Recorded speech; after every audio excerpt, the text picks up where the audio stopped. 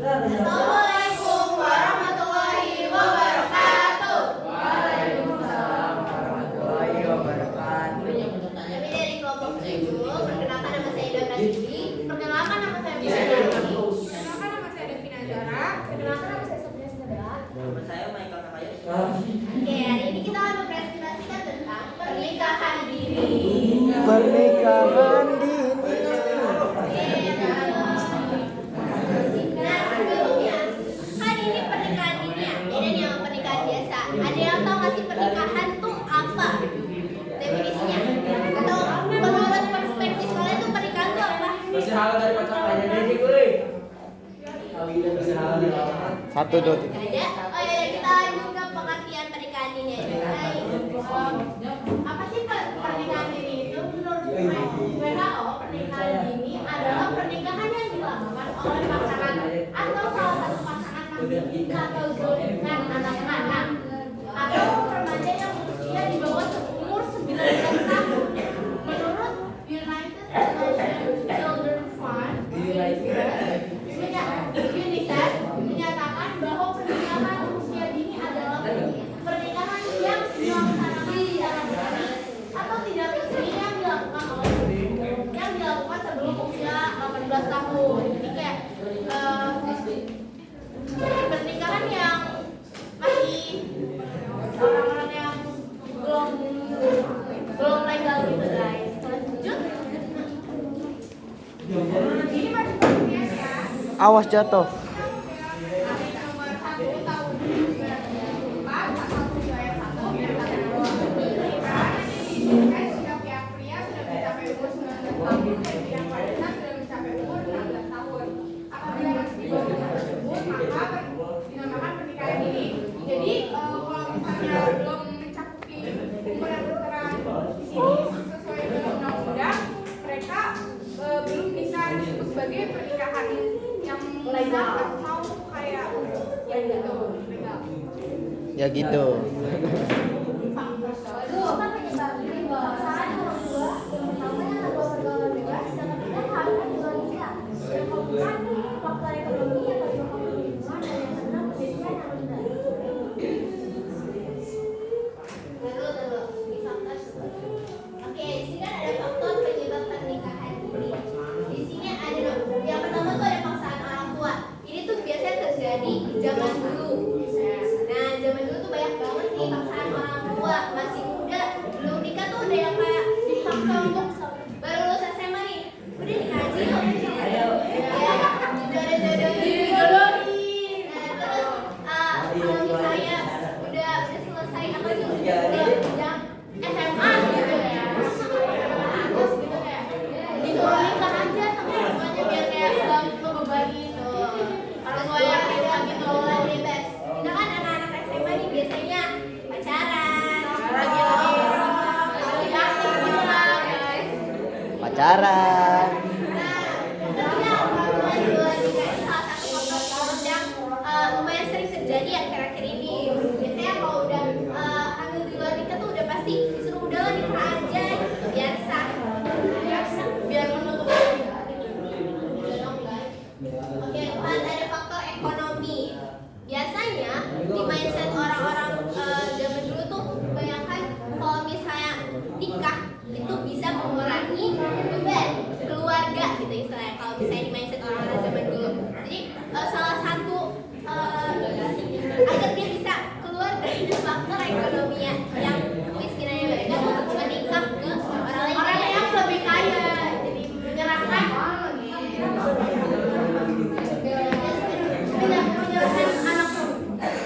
Ais. Lingkungan ini paling sering nih, misalnya lingkungan kalian udah pada nikah nih SMA, SMA udah ada yang nikah loh, masa kamu belum? Nah itu biasanya salah satu faktor penyebab pernikahan dini.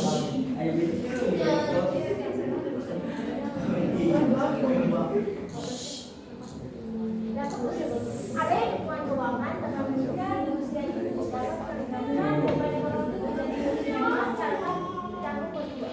Adanya dukungan emosional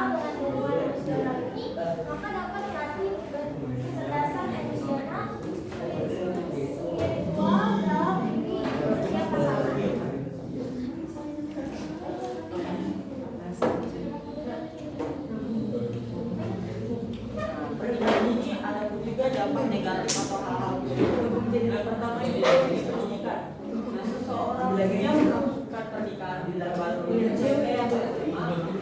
keinginan dari sekolah pendidikan lebih tinggi akan sulit tercapai karena wanita ya. Baru para psikolog kali ini setelah memperoleh evolusi kedua pasangan yang masih lagi didorong darah muda dan cara berpikir yang belum matang. Ya mungkin kayak kurang pendidikan yang pendidikan.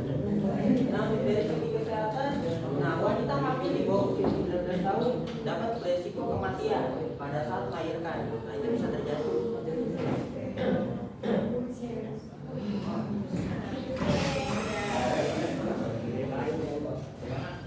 Oke, materi udah selesai. Kita akan mulai sesi diskusi. Siapa yang mau menyampaikan pendapat, pertanyaan? Kesha.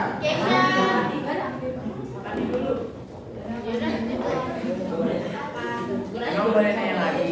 Indah, ini kan lo nggak bisa nggak boleh. Iya, nyampe jam 12. Iya makanya. Oh sudah. Kalau lu yang maju.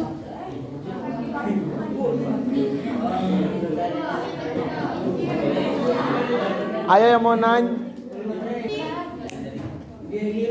Saya mau nanya pendapat kelompok kalian nih. Kalau misalnya ada guru SMP, dia nikahin muridnya tapi muridnya ini masih di bawah umur, masih sekitar 14 tahun lah. Itu gimana pendapatnya? Ada pengalaman cerita. Jadi kayak kalau misalnya di AMC itu sebenarnya kayak yang masih ya pokoknya di Aceh itu biasanya itu suka ada jodohan lebih ke kayak Buat timpuk belakang. bisa dikain muridnya sendiri gitu loh. Terus penyebabnya biasanya karena dijodohin atau enggak dia emang ekonominya faktor ekonominya rendah gitu, jadi dia Ya, begitu. kuat. Terus kalau pendapat aku kalau misalnya dia nikahin itu posisinya berarti belum lulus. Belum kuat. No. Belum kuat. Belum boleh ya.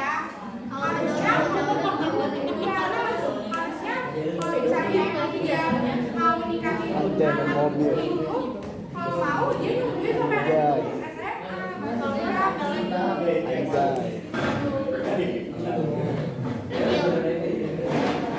Gimana Bukti? Oke, terima kasih pendapatnya Dokterna Azara. Oke, pertanyaan saya adalah nih, kalau kita lihat kayak pernikahan gini tuh, kadang ya pernikahan gini tuh ada kayak juragan sama Oh iya, kayak gitu. Nah, itu punya kalau ini utang. punya utang dan duit banget dan dia nggak bisa bayar sampai kayak 1 bulan ke depan nggak bisa bayar. Nah, si juragan ini mau kalau dia bisa melunasi utangnya dengan cara dia nikahin anaknya yang utang ini. Jadi itu tuh harusnya tuh gimana sih tuh? Boleh ya sih? Nggak boleh. Bolehin. Ya bolehin. Boleh sih, karena kan dia minjem duit dari juragannya kan, terus nggak pernah dibayar-bayar dan sampai utang banyak dan nggak bisa bayar, dia nyerahin anaknya itu kan. Berarti bener gitu kan? Mau debat nih? Ini tahu. Tadi sih ada faktor penyebab pernikahan ini kan.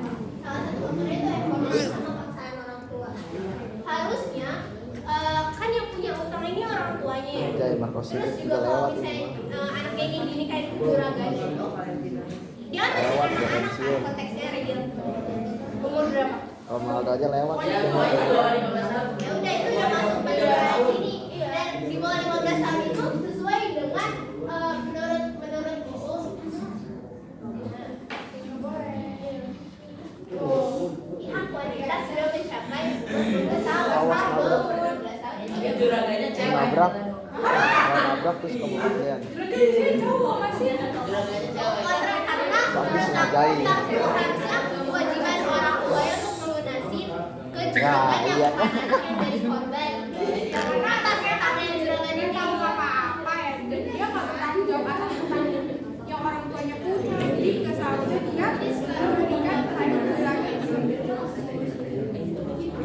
Ada lagi. Itu pendapat kita, jangan pernah yang pendapat kan?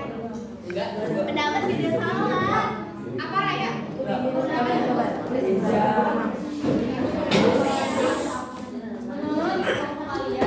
Apa penyebab utama masyarakat di Indonesia memiliki tingkat keinginan menikah di usia dini?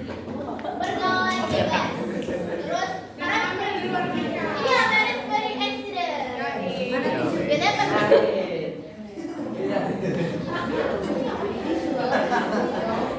Sabar deh, tadi orang tuanya ini dia udah kitab di atas mantar udah tanda tangan tuh anaknya juga setuju. Tapi pasti anaknya juga dipaksa orang tuanya kan untuk menyetujui pernikahan tersebut. Gak mungkin dia yang mau. Kurang pro. Ya udah pro ngocokin dong. Tapi kan ada banyak yang udah langsung nikah resmi. Enggak, males suka lu.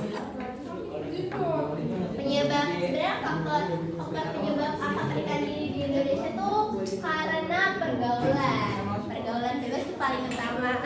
Pergaulan bebas dapat menyebabkan karena luar nikah. Dan itu menyebabkan pernikahan dini. Nah, apalagi kita kan masa remaja ini.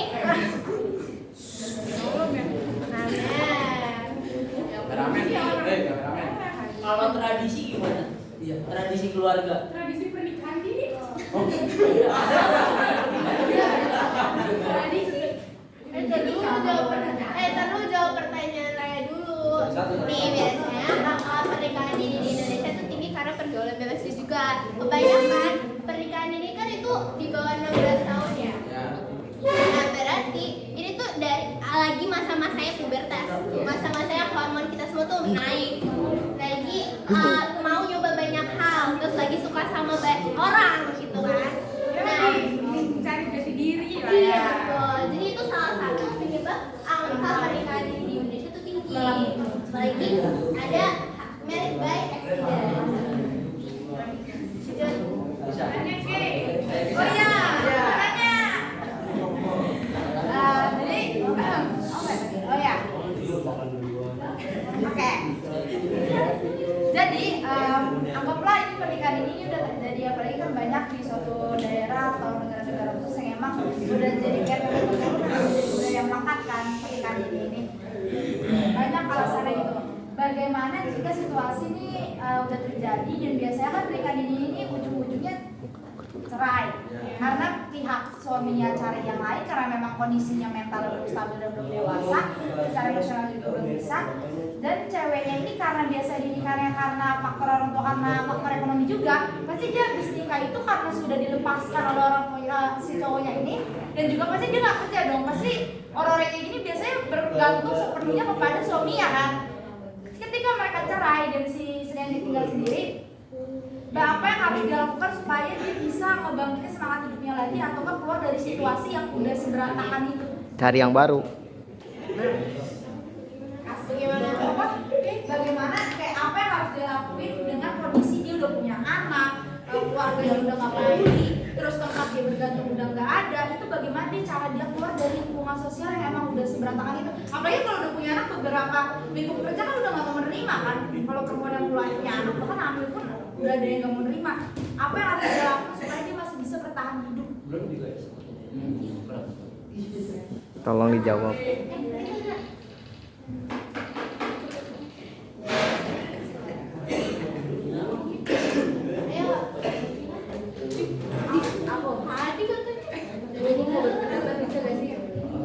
Aku bisa bantu jawab pertanyaan kalian ya? Oke. Ya terlalu dekat. Sebenarnya untuk yang pertanyaan Keisha tadi itu ada pengalamannya. Jadi mamaku punya sahabat dekat dan hal itu menimpa temennya mamaku. Jadi udah suaminya kasar, udah punya anak, sementara seharusnya dia SMA, tapi karena dia hamilnya waktu itu kelas 3 SMP, ya udah jadi berantakan. Dan ternyata baru ketahuan tuh kalau suaminya kasar, suka gebukin segala macam. Jadi adalah untuk keluar dari situasi kayak gitu adalah pendidikan. Jadi pemerintah kita juga menyediakan pendidikan, kayak dibilangnya sekolah paket, tapi malam. Jadi dia ngambil sekolah paket, setelah dia dapat sekolah, dapat ijazah dan segala macam, baru dia bisa melamar pekerjaan. Jadi dia memantapkan pendidikan yang seharusnya dia dapatkan dari beberapa tahun yang lalu, tapi karena ketunda jadi baru diambil lagi pendidikannya, dia bisa kerja dan dia sukses sekarang tinggal di luar negeri. Oh,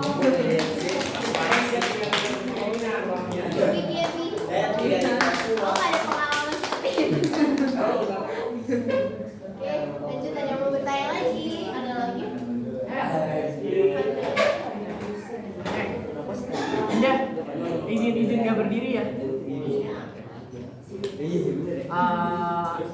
Jadi ini kan mohon maaf ya kalau misalkan mau agama Islam kan kalau misalkan kita memperbolehkan untuk nikah kan, walaupun itu kan masih berumur, tapi yang penting ya itu udah baik anak.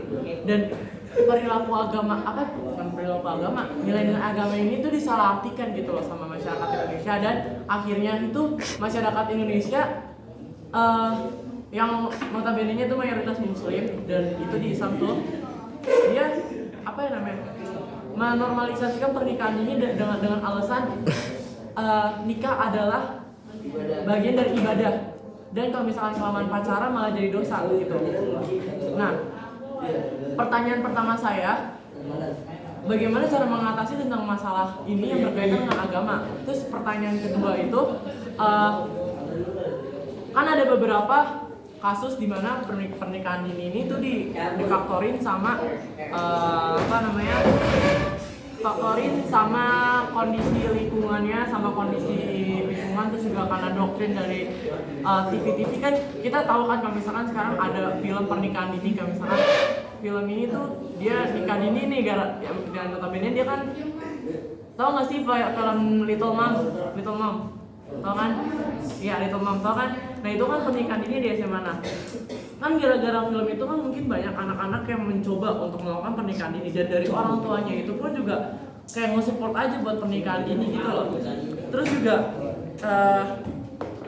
faktor dari lingkungan kita juga nggak sih yang bikin anak-anak itu kayak ini tua banget sih, kok nggak pernah nikah, umur 21 aja udah dibilang tua, kayak perawan tua nggak nikah. Nah terus cara mengatasi itu tuh bagaimana? Terima kasih.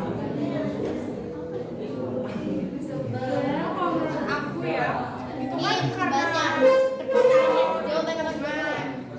nah terus itu tuh sebenarnya balik ke diri kita masing-masing juga kan, gimana cara kita menanggapi tentang pernikahan dini ini. Terus kayak harusnya kalau misalnya yang baik, kita harusnya nggak usah ngedengerin orang-orang yang berpendapat kalau misalnya pernikahan dini tuh boleh gitu, kayak harusnya nggak usah didengerin. Terus Mau menjawab nomor 1 tentang agama. Nah sebenarnya ya, pernikahan dini tuh mungkin di mindset orang-orang yang tahu cerita Nabi Muhammad sama Aisyah itu, yang mereka menikah di umur Aisyah yang 8 tahun. Nah sebenarnya itu tuh mereka menikah tapi mereka pisah rumah sampai Aisyah tuh balik, sampai Aisyah dewasa. Nah dari situ sebenarnya mungkin ada beberapa orang yang kayak sunnah Nabi dan lain-lain, sebenarnya itu nggak sunnah guys, dan itu juga perlu persyaratan yang matang. Kalau misalnya kita konsul ke guru-guru kayak ustazah atau ustaz dan lain-lain, itu tuh pasti untuk menikah dengan orang yang lebih tua atau lebih muda, kayak atau kita masih di umur belasan tahun gitu, itu tuh masih harus dipikirkan dengan matang lagi. Dan waktu kemarin kelompok Keisha presentasi yang itu sebelum menikah itu kan udah pasti ada konsultasi, ada sesi untuk para calon pengantin ini untuk saling pramenikah, ya kesepakatannya. Nah, itu tuh cara mengatasinya tuh ya konsultasi. Terus benar-benar harus berpikir ini tuh langkah yang bagus atau enggak untuk ya mikirin konsekuensi buat kedepannya tuh bakal kayak gimana, apa yang bakal dilakukan dalam, maksudnya kayak buat di masa depannya biar pernikahan mereka tuh tetap nggak gampang pisah gitu. masuk gak? Mana Fadlian? Oke, ada lagi yang mau ditanya?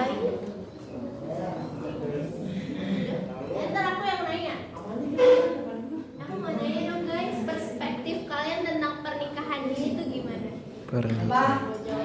Bukti. Perspektif. Pernikahan kalian tentang pernikahan dini itu kayak gimana sih guys? Saya dong masuk dulu. Jadi kayak perspektif saya pernikahan dini itu kayak gini. Kita kan pengen menuju ke Indonesia maju ya, tahun 2045 kan, menuju Indonesia emas. Indonesia emas itu kan diwujudkan dari generasi kita sekarang. Nah, pernikahan dini itu generasi kita sekarang itu diwujudkan dengan benih-benih yang bagus, gitu. Calon-calon yang bagus.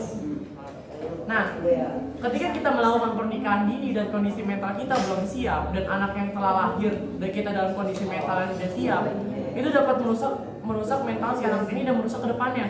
Jadi ketika pernikahan dini terus dilanjutkan menjadi sebuah tradisi gitu, menjadi sebuah budaya, itu merupakan suatu budaya negatif menurut saya. Karena tahu pernikahan dini itu merupakan haknya masing-masing, tahu. Tapi kalau misalkan menurut dari perspektifnya menuju Indonesia maju, pernikahan dini ini merupakan salah satu tindak negatif yang harusnya bukan kita jadikan sebagai budaya, bukan sebagai harusnya kita olok-olok. Kenapa sih lu udah tua nggak nikah-nikah? Itu kan haknya masing-masing. Tapi misalkan pernikahan ini kan emang haknya dia. Tapi kalau misalkan udah menjadi tradisi, misalnya kayak lu udah tua lu nggak nikah-nikah, lu udah tua lu nggak nikah, tapi syaratnya nikah itu kan bukan hanya kayak lu siap buat nikah, tapi kondisinya mapan, keuangannya juga bisa, abis itu juga kondisi mental juga bisa. Jadi bukan karena nikah karena cinta doang, mau hidup karena cinta, emang makan cinta selama ini kan? Kalau misalkan pas hidup itu emang kita makan cinta doang, emang biayain anak-anak itu cuma pakai cinta doang kan, perlu susu gitu kan, perlu dan lain sebagainya. Jadi kalau misalkan pernikahan ini tapi nggak ada duit itu sama aja kayak bohong aja, kayak makan air tuba doang. Kalau banyak air ya gimana ada sih? Tapi ada perspektif lain nggak? Pendapat lain nggak guys? Sama sih nggak setuju. Iya. Udah lah, pegel tangan gua. Bisa mengasih kontrasi. Kan kalau kata Emily tadi kalau orang tua yang kaya nggak apa-apa, tapi menurut gue pernikahan dini itu yang namanya walaupun dia masih kaya masih nggak bisa, karena apalagi ceweknya di bawah umur 16 tahun kan. Kalau pernikahan dini kondisi dia seorang perempuan di bawah umur 16 tahun untuk kayak menjalani kehamilan 9 bulan dan juga melahirkan, itu kondisi tubuhnya belum ideal dan sangat beresiko untuk bayinya ataupun calon ibunya. Jadi benar nggak bisa. Dan kalaupun dia kaya punya duit, dia bisa aja menginfluence orang kayak, ih gue nggak apa-apa nikah dini, gue tetap oke aja hidup. Dan orang yang maaf mungkin pemikirannya nggak sejauh itu, dia akan kayak, oh iya juga kenapa gue nggak nikah. Jadi tetap aja nggak bisa, bukan dari masalah ekonomi doang, tapi dari masalah kesehatan dan fisik juga nggak bisa. Dan itu pasti masalah banyak anak banyak rezeki, itu juga Ya. masalahnya. Dan Pasti faktor banyak yang lingkungan mau. juga, karena beberapa orang tuh pasti punya perspektif umur 22 kok belum nikah, umur 25 kok belum nikah. Akhirnya kalau misalnya kita ngedengerin banyak orang ngomong pacarnya mana, suaminya mana, pasti jadi kepikiran dong. Jadi itu salah satu banyaknya faktor pernikahan. Lanjut, ada lagi ya perspektif? Kayak kalau menurut saya mungkin kalau pernikahan dini itu masih nggak apa-apa, soalnya kalau apalagi kalau misalnya dua-duanya ini bisa pemikirannya dewasa, jadi dia cuma sekedar ikatan doang, cuma ikatan doang.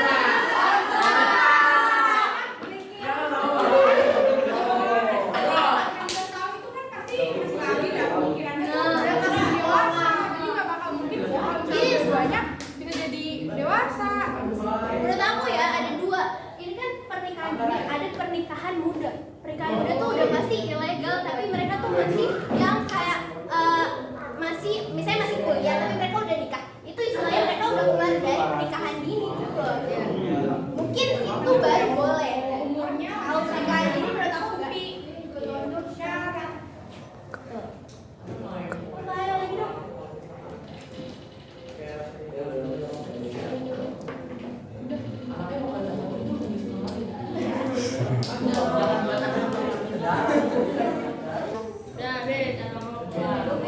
Pulang. Sekian presentasi dari kelompok 7. Kurang dan lebihnya mohon dimaaf. Ah.